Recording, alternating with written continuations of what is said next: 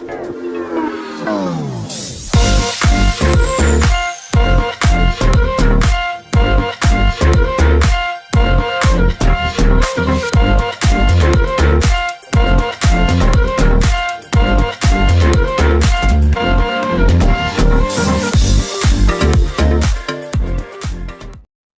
semua, salam sejahtera Malaysia.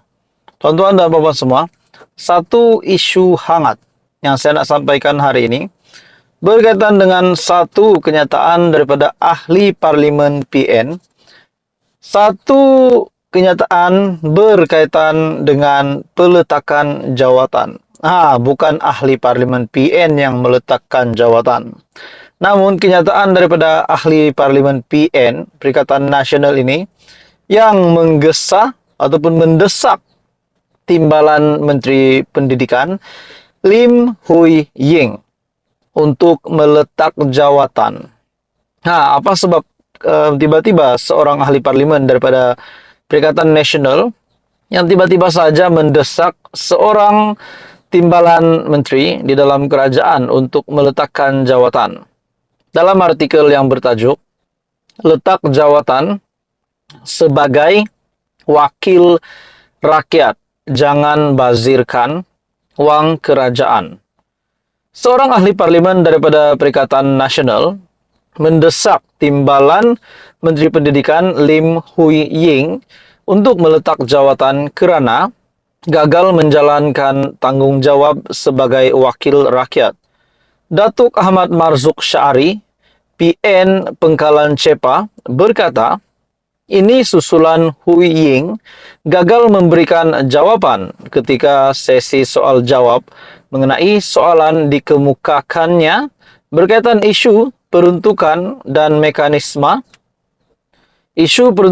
mekanisme pemantauan rancangan makanan tambahan ataupun RMT. Beliau berkata adalah satu pembaziran wang kerajaan untuk menggajikan Hui Ying yang tidak mampu menggalas tanggungjawab diberikan. Siapa yang saya dapat lihat di sini, MP PN ini, ahli parlimen PN, yaitu Datuk Ahmad Marzuk Syari, PN dari Pengkalan Cepa, fokuskan kepada isu ini untuk timbalan Menteri Pendidikan ini untuk meletakkan jawatan disebabkan meminta untuk Lim Hui Ying untuk meletakkan jawatan sebab sebagai wakil rakyat, kerana itu akan membazirkan wang sekiranya duit gaji itu diberikan kepada dia. Maksudnya MPPN pun berfikir tentang pembaziran wang kerajaan. Jadi kenapa pula ada tuduhan sebelum ini semasa Perikatan Nasional menjadi kerajaan?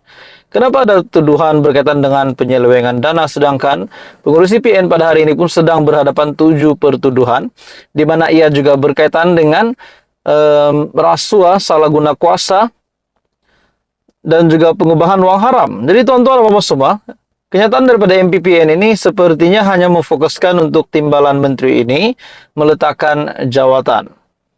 Dalam artikel ini, saya fikir perkara ini tidak pernah berlaku dalam sejarah parlimen. Saya meminta Menteri Pendidikan atau timbalannya menjawab soalan nomor 16.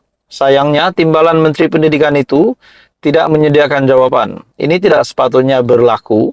Malah saya juga bertanyakan, jika beliau tidak ada jawaban kepada soalan asal, bolehkah dia menjawab soalan tambahan? Namun beliau nampaknya tidak bersedia dan hanya datang untuk memenuhi kerusi di sebelah sana. Seorang timbalan menteri itu perlu hadir ke Dewan Rakyat dengan persediaan, katanya dalam sidang media. Sebelum ini juga tindakan Hui Ying yang gagal menyediakan jawaban ditegur timbalan yang dipertua Dewan Rakyat, Datuk Ramli Muhammad Noor, yang menyatakan perkara itu tidak sepatutnya berlaku kerana ia memberikan gambaran tidak baik kepada kerajaan. Sementara itu, Ahmad Marzuk berkata, jawapan kepada soalan dikemukakannya itu sepatutnya sudah disediakan lebih awal dan dibacakan di Dewan Rakyat. Jadi tuan-tuan dan puan-puan semua, akhirnya ini kenyataan daripada MPPN di mana letak jawatan sebagai wakil rakyat, jangan bazirkan wang kerajaan. Jadi apa komen Anda? Teruskan bersama di dalam channel ini untuk info-info yang lebih hangat. Info padu, info hangat disediakan di dalam channel ini. Jangan lupa tekan butang like, share, dan subscribe.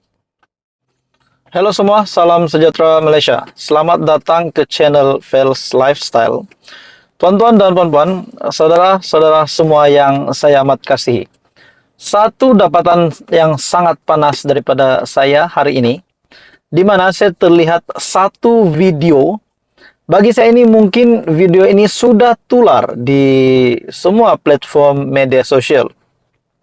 Di Facebook, YouTube, saya tidak pasti, tapi tuan-tuan dan bapak semua, saya melihat video ini berkaitan dengan kenyataan RPK ataupun Raja Petra bin Raja Kamarudin.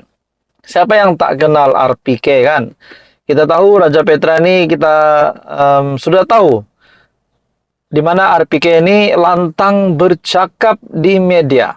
Namun di dalam komen di Twitter Raja Petra yang menyatakan kenapa Raja Petra ini takut nak balik Malaysia? Hanya berani bercakap di media saja kah? Akhirnya saudara-saudara, apa dapatan saya hari ini berkaitan dengan satu video yang menunjukkan bahwa Raja Petra ini memburuk-burukkan Muhyiddin, memburuk-burukkan pemimpin-pemimpin di dalam Bersatu, dan memburukkan Bersatu. Sebelum ini kita dapat melihat bahwa di dalam Twitter Raja Petra kita dapat melihat bahwa RPK yang sering mengkritik pembentukan kerajaan PHBN. Ada yang kata Anwar lantik orang sendirilah menjadi lantikan daripada Perdana Menteri sendiri. Ada yang kata juga Raja Petra membuat kenyataan bahwa kerajaan yang terbentuk hari ini melalui pintu belakang. Tapi saya tak setuju itu pula.